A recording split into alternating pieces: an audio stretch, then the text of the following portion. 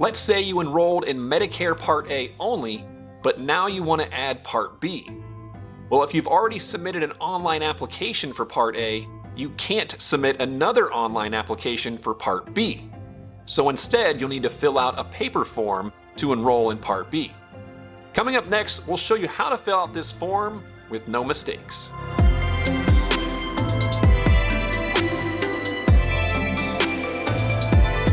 Alright, the form we're talking about is Form CMS-40B, the application for enrollment in Medicare Part B medical insurance, or 40B for short. You can download it at ssa.gov/forms. Let's take a look at how to complete the form during 3 different enrollment periods. The first one is the Initial Enrollment Period. The second, a Special Enrollment Period. And the third, the General Enrollment Period. First up is the Initial Enrollment Period. This is 3 months before your birthday month, and 3 months after your birthday month. You do not need Form 40B if you enrolled in both Parts A and B during your online application for Medicare. You would only use Form 40B if you enrolled online for Part A only, but then decided later to add Part B, still within your 7-month time frame.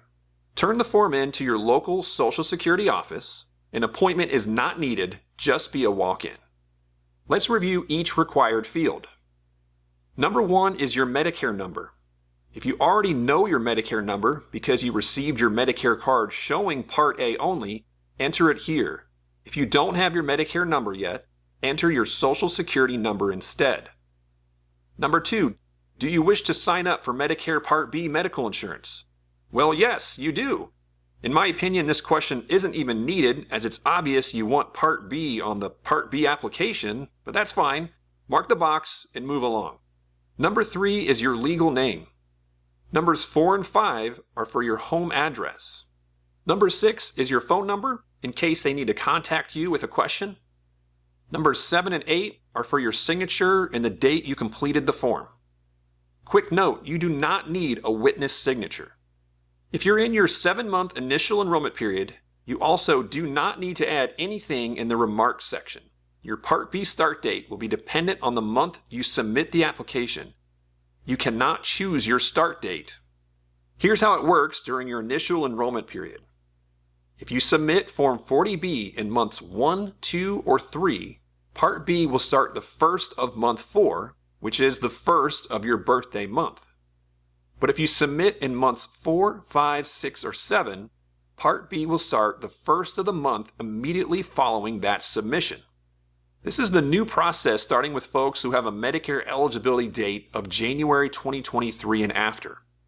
And one important note, if your birthday is the first of the month, your eligibility date is 1 month before your birthday month.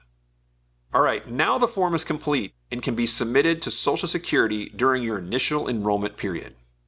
Next up is the Special Enrollment Period.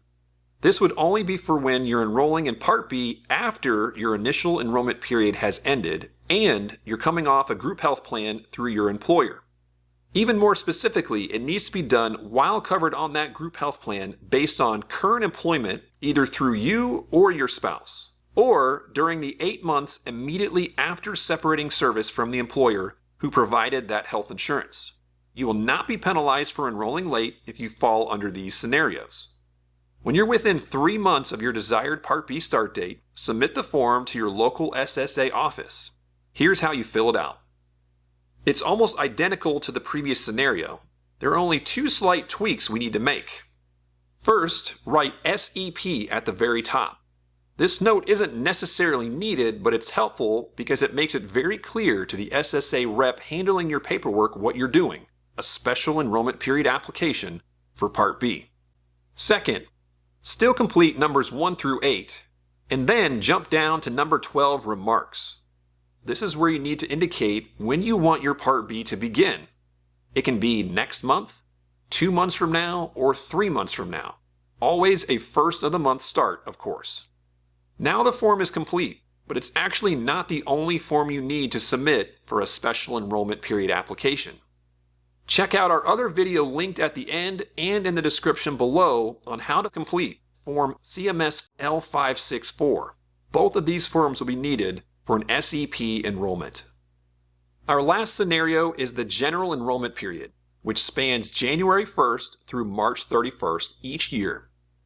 This is for the folks who didn't enroll in Part B during their initial enrollment period and also didn't get to use their special enrollment period because they failed to submit the necessary paperwork within 8 months after separating service from their employer. These individuals must turn in a completed Form 40B to their local SSA office in January, February, or March. The start date of coverage will be the first of the month immediately after submitting.